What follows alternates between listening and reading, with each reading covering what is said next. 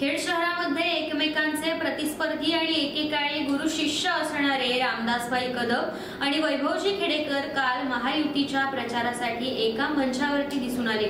यावेळी शिवसेना नेते रामदासभाई कदम यांनी वैभवजी खेडेकर यांना कस्तुरी लावली। यामुळे दोघांच्या सलोखा होणार का, कटुता जाणार का असे प्रश्न खेडवासियांसमोर उभे राहिलेत।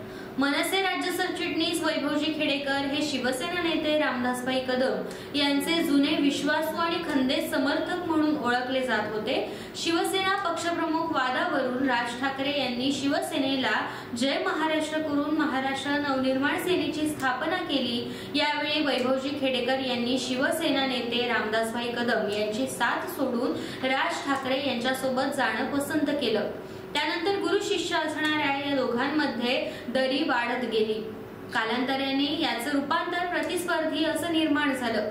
पुढे जाऊन ही त्यांच्यातली दरी आणखी वाढून एकमेकांवरती आरोप प्रत्यारोप ते एकमेकांचे राजकीय वैरी असं वातावरण तयार झालं। काही दिवसापूर्वीच मनसे अध्यक्ष राज ठाकरे यांनी महायुतीला बिनशर्त पाठिंबा जाहीर केल्यानंतर देखील बरेच दिवस वैभवजी खेडेकर हे महायुतीच्या व्यासपीठावरती दिसत नव्हते। त्यामुळे उलटसुलट चर्चांना उधाण आलं होतं। गुरुवारी संध्याकाळी खेड शहरात पार पडलेल्या महायुतीच्या प्रचार सभेत वैभवजी खेडेकर यांनी व्यासपीठावर उपस्थित राहून या चर्चांना अखेर पूर्णविराम दिला।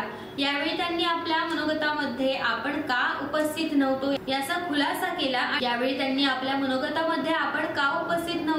खुलासा केला आणि राजकीय गुरु रामदासभाई कदम हेच असल्याचं जाहीरपणे केलं। यावेळी व्यासपीठावर आल्यानंतर शिवसेना नेते रामदासभाई कदम यांनी वैभवजी खेडेकर यांच्या हाताला स्वतः कस्तुरी लावली। त्यामुळे दोघांच्यातला दुरावा कमी झाला असं म्हटलं तरी वावगं ठरू नये।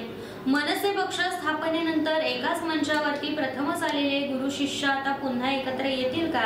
त्यांच्यात निर्माण झालेली पोकळी या सभेमुळे भरून निघेल का? असे एक ना अनेक प्रश्न आता खेडवासियांसमोर उपस्थित झाले आहेत। त्यामुळे भविष्यात पुढे काय होईल याकडे आता सर्वांचंच लक्ष लागून राहिलंय।